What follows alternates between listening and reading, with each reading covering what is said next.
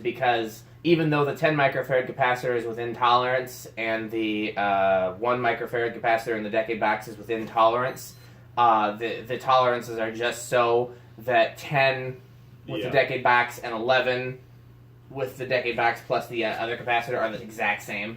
Okay. Because the 10 in the decade box is on the high side of tolerance, and then the I ran out of words, but you get what I'm saying. Yeah. So technically nothing's wrong, nothing's out of tolerance, and yet 10 and 11 are the same. 12. Yeah. This would be medium on a learning remote. That's a Fanimation remote, Mm-hmm. and because the values are 5 and 12 Mm-hmm. for 3-speed. We use those particular remotes for all the museum fans, so we always want to make sure that anything we test will play well with one of those. Right. And if not, either the fan or the remote receiver has to be modified. Yep. Right. Here's 13. This is high medium in on my wall control in the living room. So 0.72. And the learning remotes, instead of being 14, normal RF, 0.79. I don't know what they use 15. instead of RF, but Mhm. each one has its own, I'm going to say frequency, even though I don't actually know how they're talking. 0.86. So we don't have any worry about interference or They crosstalk. probably use some sort of frequency hopping 0.93 on system. 16.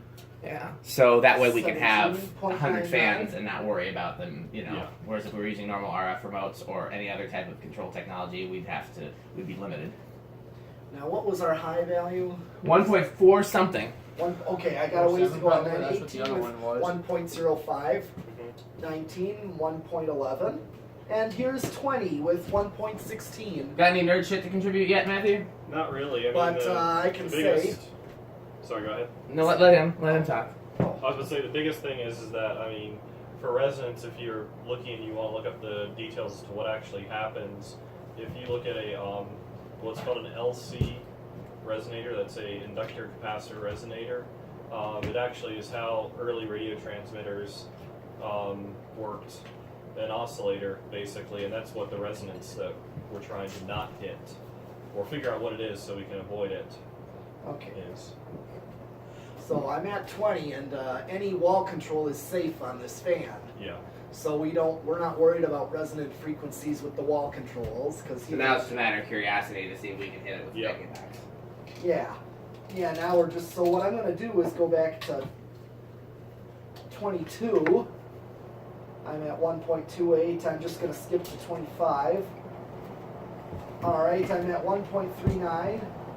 I think I'm close. 1.49 is what I get, so I'm going to go up a couple. 1.44 on 27. Okay, I just go over on 29.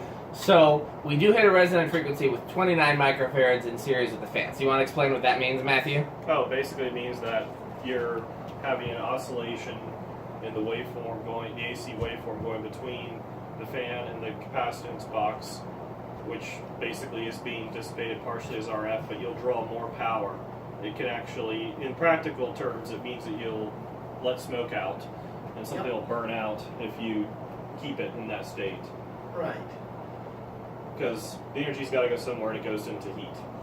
Yep. Now, whenever that's happened, before I understood this, and so I would leave it that way and not know, I always let the smoke out of the control. Is there a reason why the capacitor that's in series with it would fail before the motor itself? Yes, because usually windings are where windings normally operate is relatively safe as far as the insulation and everything else. So, but the capacitors tend to operate closer to their design limits, if you will. So a capacitor is usually more likely to break down, and that's just as a rule. The dielectric, what happens usually is the dielectric fails, and you have an arc across or something like that, or you cook it. Yeah, I've either cooked the control, and this is before I was using a test rig, it was just a wall control that I didn't realize hit a resonant frequency, or I've cooked the capacitor in the fan. Yeah. I've never actually toasted a motor, although I'm sure it could happen if you Yes. with the right. If you had a robust enough capacitor, it could happen. Practically, So I'm going to do spin down. Okay, do spin down. Since we didn't do it well before. You're gonna do variable speed? No, we No. already did. So, We're going to do So, 0 to high next. what is it? So, this particular fan hits a resonant frequency with 29 microfarads. Obviously, a different fan might be a different might take a different value of capacitance to do so, or it might not hit one at all. Why? Can you explain why that is? It's all about based on the inductance of the motor, let's see, when I said an LC circuit, the L is a representative in Henrys, usually. You guys heard of Henrys before? Oh yeah. Henrys are measure. Okay, so this is a very complex thing. I'm condensing quickly, but everybody is probably familiar with ohms in terms of resistance. Yep. There is also representation of capacitance, which is in farads, which most people are probably familiar with. Well, the similar unit in terms of inductance is Henrys. Why don't you explain what an inductor is, in case people don't know? Inductance is basically when you wrap. It's electromagnetics. It's basically when you wrap. What makes a motor work is magnets. Yes. And when you wrap a coil, when you make a coil of wire, you are creating inductance. It works better if you have a metal core or a ferromagnetic core specifically, that is granulated steel or some form of steel, ferric metal. And that's basically the magic that makes a motor work in the first place.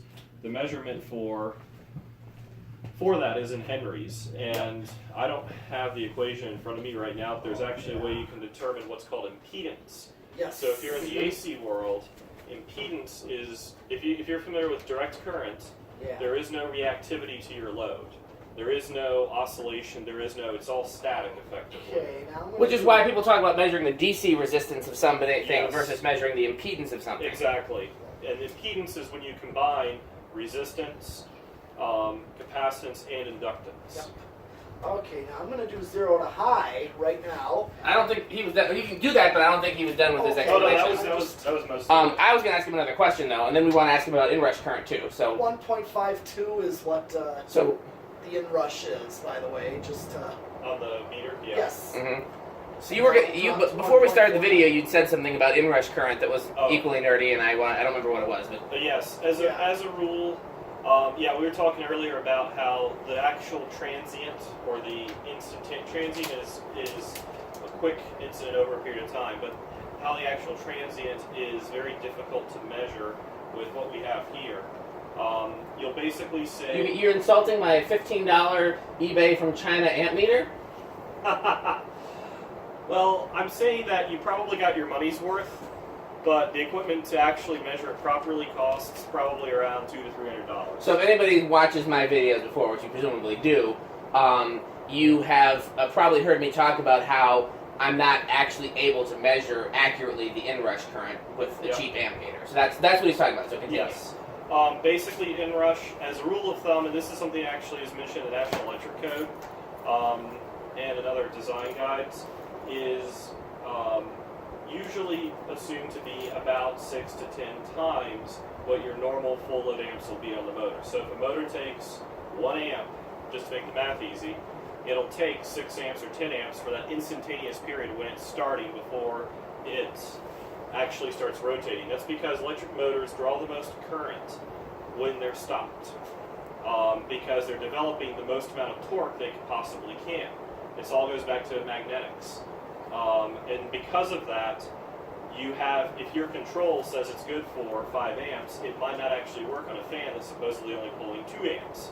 Because even though everything's supposed to be theoretically designed for it with adequate margins, if you have an example, easy example is a Hunter Original with a large number of poles in it, it's going to draw more current at inrush usually.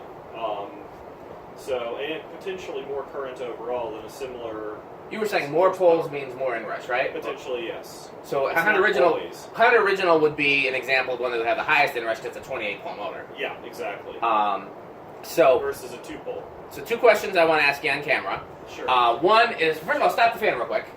So you talked about a motor when installed. So turn the motor on. What are we drawing right now? 1.53. 1.53. Which So are you saying that if we had you can turn it off. If we had the proper equipment to measure accurately, it still wouldn't exceed 1.53, or it still wouldn't exceed 1.53, or, well, actually that sounds very low. It does. That's why I'm asking. Because it usually, that's where you're going to see the 6 to 10 times inrush. Right. Again, inrush is, if you actually go into, if you're dealing with, good references for all of this stuff are for industrial, are in industrial design for like plants and heavy duty motors, because it's dealt with there on the 100 horsepower plus motors, because all of these numbers matter a lot to the hardware when you're dealing with, because the magnitude is much greater. So that's where a lot of the literature is if you want to look it up. But basically, that does sound very low because you should. That said, a lot of these consumer products or safety products are designed to. I'm just saying, is that an accurate way to actually It's measure hard- the inrush with that ammeter? It's not ideal. Okay. I would say it's not ideal. But might it's more or may not accurate be- than just turning it on. It's more accurate than just turning it on, and it gives you some idea as to what's going on. Honestly, depending on how the meter's sampling, because it's a digital multimeter, all these other factors, it's hard to say. Plus, So would an analog meter be more accurate? potentially yes. I see. I didn't know that.